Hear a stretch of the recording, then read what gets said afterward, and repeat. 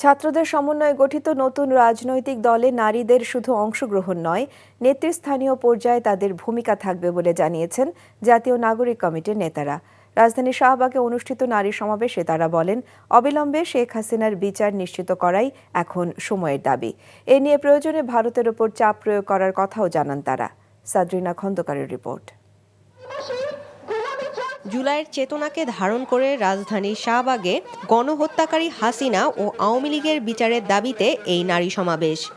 এতে অংশ নেন বৈষম্য বিরোধী ছাত্র আন্দোলন, জাতীয় নাগরিক কমিটি সহ বিভিন্ন সংগঠনের নেতারা।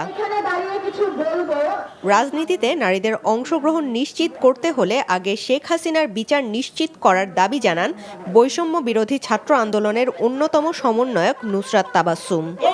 বাংলাদেশের রাজনীতিতে যদি নারীদের অংশগ্রহণ আবার সুনিশ্চিত করতে হয় এবং সত্যিকারে বাংলাদেশের নারীদেরকে রাজনীতিতে নিয়ে আসতে হয়, সবার আগে প্রয়োজন শেখ হাসিনার বিচার নিশ্চিত।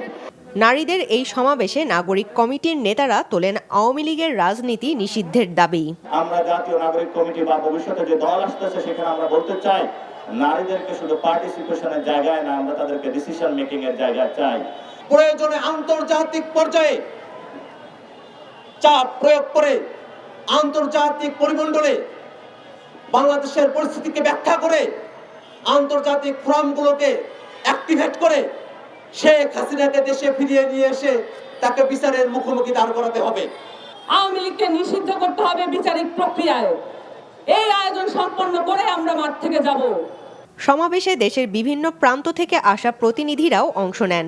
বিগত 15 বছর শেখ হাসিনার জন্যেই নারীরা এগিয়ে থাকতে পারেনি বলেও অভিযোগ তাদের। সাদরিনা খন্দকার, এনটিভি নিউজ, ঢাকা।